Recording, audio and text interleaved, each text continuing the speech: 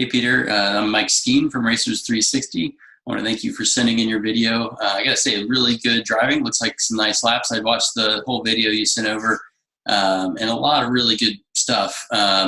So now you're at the point where we're going to start getting really nitpicky, I would say. I don't know, what coaching you've had from Dion in the past, and where you've come from in your background, but you're doing a really solid job. So it's, to start picking off that last 10% or so of the car's performance is where you start really looking at details. So that's what we're going to do. We're going to go through, and I'm just going to use the last lap here. I think that was your best lap. Certainly it was the cleanest, I would say, of what I liked. And I'll talk about, some of the things I saw on other laps that maybe weren't quite as ideal. But let's go ahead and start rolling through it and get started. So down into one, looks like pretty good on the brakes. It's a little bit hard to know, for sure without a data overlay or, some sort of comparison exactly what the capability is. But most cars of about this speed, I would say, are going to be close maybe to the 4 marker in the beginning of the curve, but not quite there. So looks like you're about the 5. You're certainly in the ballpark, but maybe could be a little bit deeper. I like the line. Looks like you're rolling good entry speed. Couple of the earlier laps in the session, I noticed that you were back to power a lot sooner in this corner, which would tell me that you're overslowing. This one was a lot better. It looks like you're still trying to slow the car down. You're blending the brake release as you're adding steering input much better. So I like this a lot. You're kind of fighting a little instability in the rear from that polar moment of inertia with the rear engine, but all that's good. It looked like you're really balancing the car well. You get it down to the curving at the apex, so all pretty good there.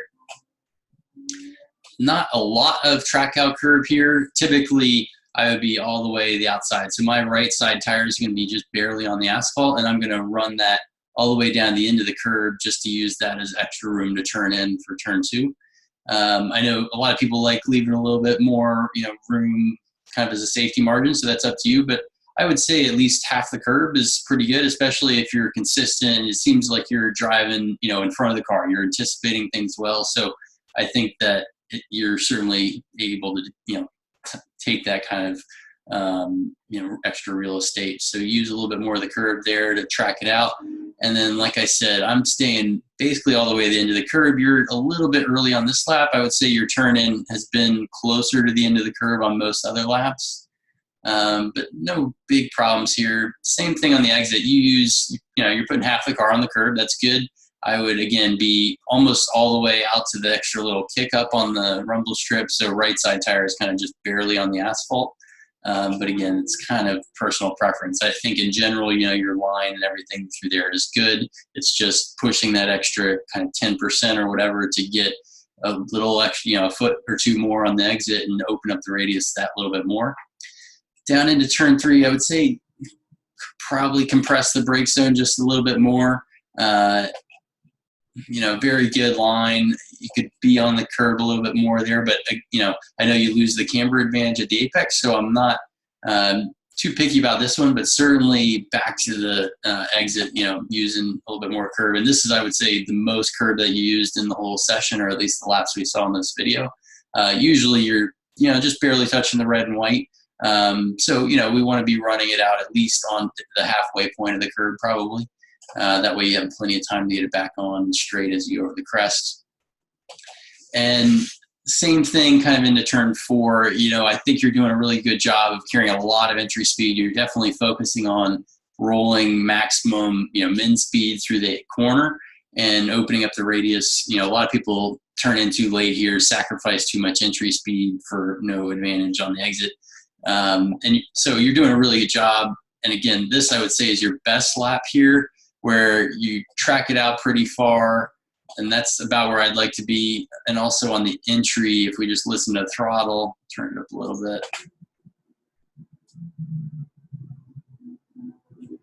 You're going back to throttle right about the apex. So I really like that. And some of the earlier laps in the session, I'd hear you kind of come in, and then somewhere around here, you'd start picking up throttle. So a little bit too early, and again, kind of indicative of picking up or overslowing, the car a little bit too early if you're trying to accelerate back through the corner or back through the apex that early. So those should be kind of mental triggers of, if you feel like you have to accelerate back before you get to the apex, that should be a good trigger that you've overslowed a little bit and you're trying to get back up to speed a little too early in the corner. But this example on this lap, I think, is pretty nice. And again, tracking out within a half car width of the edge of the road. Don't focus too much on getting back over to the right side. When I'm coming through here, like you're doing on this lap, tracking out kind of mid-track, and then I'll aim to, as long as I get back right of center, I'm pretty happy. A lot of people try to focus too hard and getting all the way to the right side of the road, and it doesn't really help you a whole lot here. So I definitely prioritize turn 4, carrying a lot of speed through, tracking out, within, half car width of the edge of the track. And so the middle of the car would be somewhere around here. And that's, exactly what you're doing on this lap. So I liked it a lot. And some of the earlier laps, I would say you were maybe 3 feet over right more here at the track out, and then getting all the way over to the right side for your turn into 5. And here you're pretty close as well. And on this occasion, maybe a little bit late because you were trying to get there from being really far over out of 4. But don't try too hard to get back to the right here. It's, you want to get close, but it's not that crucial because this is such a tight corner that, you're really focused on the entry speed and carrying speed through 4.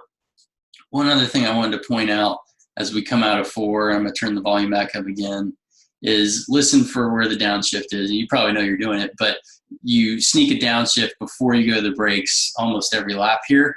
And so that tells me that your transition time throttle to brake is leaving a little bit to be desired. You want to be full throttle all the way till you go to that threshold braking. And so you're giving up a little bit there, trying to sneak that downshift before you go to the brakes. Right there. So you can hear that little blip right before you really go to the brake pedal. So not ideal. We'd like to try to make that brake zone as compressed as possible and full throttle up to that point. And then you're doing better on this lap, I would say, but a lot of laps I hear the throttle pretty early here, but especially in a 911, we really want to use trail braking, keep some weight on the nose, and help the car turn in. So we should see, some braking down towards the apex to help the car rotate. Like I said, you're a little bit later on the turn in with this one. And I think that's because you were trying so hard to get over the right side of the road from where you were at 4. Again, I would leave that half car width at the right side and go ahead and start turning in earlier so that you're adding steering all the way down to the tightest part of the corner. If you end up doing your tightest turn right here, then you end up kind of waiting until you get far enough through the corner to be able to go back to power, because this is going to be, wherever your tightest steering angle is where you're going to have to be the slowest. That's the tightest radius in the corner. And so that's where you got to be the slowest. And then you end up kind of wasting time. If your sharpest turn is right here, then, you're adding steering right there. And then you can't really go back to power until you get closer to the apex. So you end up spending kind of this whole time at maintenance throttle or, light throttle kind of adding on. Whereas if you start a little bit earlier and start slow hands kind of turning it in, and then your tightest spot is kind of right at or before the apex, then you're immediately starting to kind of gently squeeze the throttle back on. So we want to start with that earlier initiation of the turn in, but not have our maximum steering angle until we're further down into the corner. And so that's why we're going to be releasing the trail brake over a long period of time as we're slowly adding steering angle going down to the apex. But in general, I think your turn in has been closer, but a little bit more entry speed would help you carry the brake in there. So, later initial brake point, let that brake release happen over a longer distance as you're rolling into the corner, and adding steering angle as you get down towards the apex.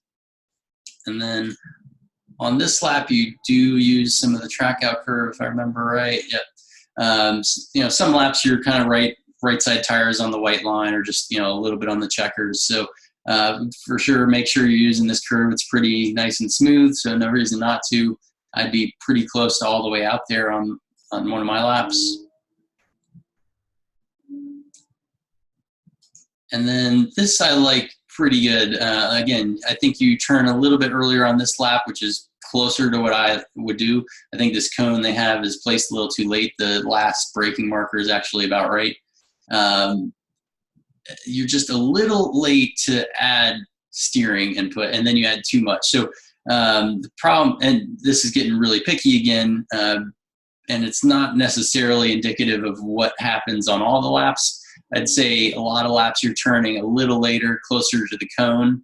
But what I want you to do is turn where you are on this lap, and I'm just going to kind of step through frame by frame. But so right now, I would say you're not quite adding enough steering angles. You know, you're not aiming the car to be down towards the apex quite enough.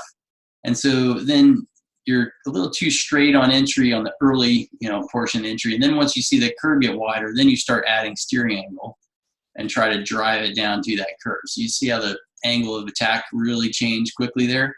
And then all of a sudden you're driving down towards that apex cone and kind of late apexing it. So you're making it a late apex even though you turned earlier, which is about where I'd like you to turn, but you didn't turn enough in that first half of the corner. And so as you got nearer to, maybe I should say you didn't turn enough in the first 30% of the corner. And so once you got to that 30, 40%, point of the corner, you added steering angle.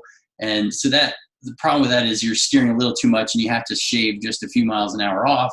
And then as we play it through the rest of the corner, we'll see we're kind of just a little too straight off. It's a little too easy to go through the rest of it at this point. It's not like the car absolutely has to have every inch of track out. So you can see you're driving out. Don't need the curb. You're a foot or two away from the curb, whereas I want you to be using every inch. So you should be tracking out to where you have left side tires just a few feet out here, at least splitting half the curb with the left side tires, and then you'll have plenty of time to come back on before the end of it. So something like that with left side tire placement as you come out of the corner. We're going to back up and talk over a little bit of it again. So like I said, I like to turn in at the last brake marker, the one board there. That all looks good, but don't be afraid to go ahead and start turning down. Give it a little bit more steering angle. Get really tight on this curb early. You want your max steering angle to be as little as possible, and so you're trying to make it as straight as possible. But when you go in straighter, then it makes it to where you have to turn sharper at some point. And so I'll try to draw this, but it's a little bit tough with the details. So your track on this case, I would say, is something like that, where at this point down here, you have to add a little bit of steering angle more than would be ideal. Whereas if you had turned a little bit more at the beginning part, then you'd be a little bit tighter on the first half of the corner. And that way, once you got to the apex, you'd be, a little bit straighter. And that would require you using a little bit more of the track out because you're not getting as much of the turn done in the first half of the corner. But you never at any point have to turn quite as sharp as you do right at this point. So when you're adding steering from this wide angle to get back down to the apex, you have to slow down. It's, maybe 2-3 miles an hour if you had comparison data from somebody, doing both lines. And so it's very, very small, but we want to try to keep the car as straight as possible through a corner like this, long duration corner, and not a big straightaway afterwards. So it's really all about keeping the V-min up as high as possible and not shedding any extra. Even though we have pretty good torque to get out of the corner and everything, we want to try to carry as much momentum all the way through as possible. So again, there, a little bit of steering angle adjustment. Obviously, you can see the point of the car change quite a bit. And then it's just a little bit too easy coming out. You're not really using the track out. And down here, I think I hear a little bit of that blip early, maybe before the brake zone, but it's very close. Either way, make sure you're waiting your full throttle to your trail brake. This lap, you do a nicer job. Again, some laps I would hear your throttle come in a little bit too early. You'd overslow the car a little, and then you pick up throttle pretty significant right around in here. Whereas we really want to hear trail braking all the way down to the apex, because right at this cone is where you should have your greatest steering angle. So that should be your slowest point of the corner. You should be just nice and smooth, decelerating, releasing the brake as you come down to the apex, and then smoothly accelerating away. The line is pretty good, not real far off or anything. Again, there might be 6 inches or something there. I'd want to have the curb, my right side tires right up to the ramp section of that curb at the apex, but that's really splitting hairs. And then maybe, a foot or two out there trying to get close to the curb, but, not running out of space. I know it continues to tighten, but generally very good line through there.